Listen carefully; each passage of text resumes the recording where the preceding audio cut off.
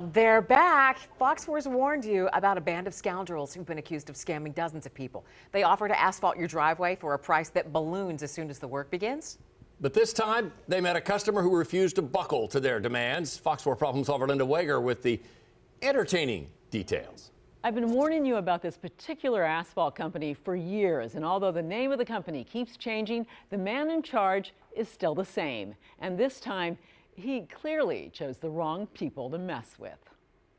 He came in the front door and he said, "My boss has an extra load of asphalt left over." Laura Lynn Snow was about to say no thanks when the man told her the price, $2,600. And I said, "Really?" Because I know how expensive asphalt is.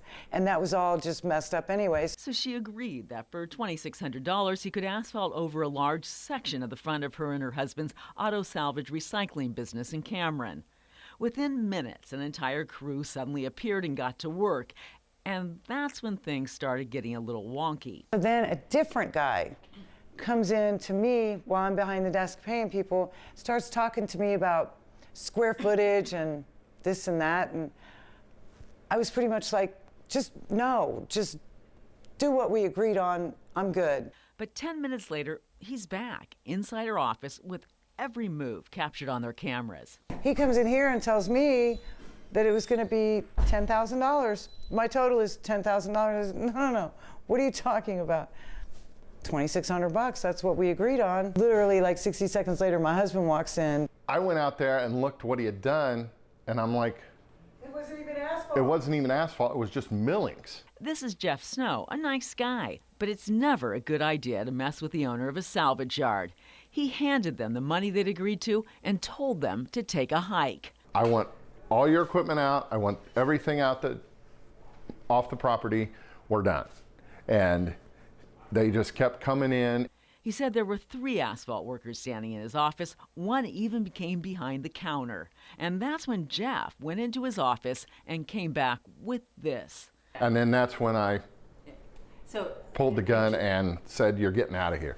And it worked. They left.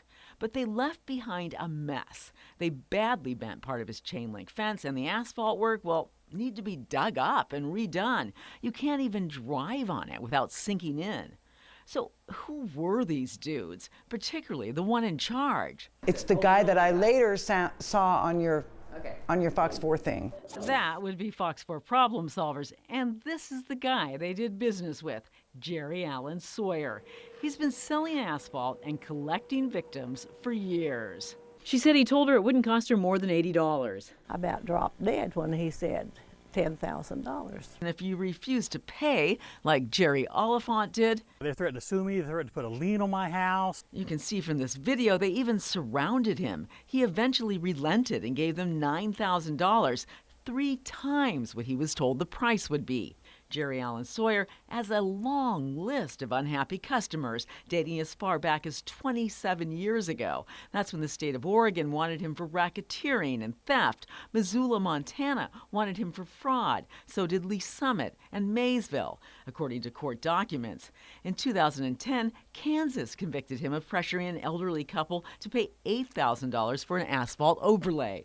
Sawyer keeps changing the name of his company. He was Allen's Asphalt, then Industrial Construction. Now he's working under the name C&J Construction and claims to be out of Des Moines. But the Iowa Secretary of State's office has no company listed by that name in Des Moines. Plus, the truck Sawyer's driving has the name APRM Construction. And the phone number links directly back to Allen Sawyer of Buckner, Missouri. So we called Sawyer, who, like always, blames the customers. He says the Snows knew exactly how much the price was going to be and are just upset about having to pay it. Sawyer insists he's a nice guy and he's being unfairly attacked. Sawyer claimed he wasn't even the man in charge of this job. It was his nephew, Clayton Jessic. So we talked to Clayton, who insisted Sawyer was telling the truth. The Snows have filed a complaint with the Missouri Attorney General, but so have many other people, and the Missouri Attorney General has done nothing. The DeKalb County Sheriff's Department told the Snows it was a civil matter, but as many have discovered, you can't fine Sawyer to serve him with court papers, and if you do get a judgment against him, you often can't collect. But there is some good news. When the DeKalb County prosecutor learned of Sawyer's lengthy history of complaints, he asked the sheriff's department to investigate. Jeff Snow knows he may never get his money back.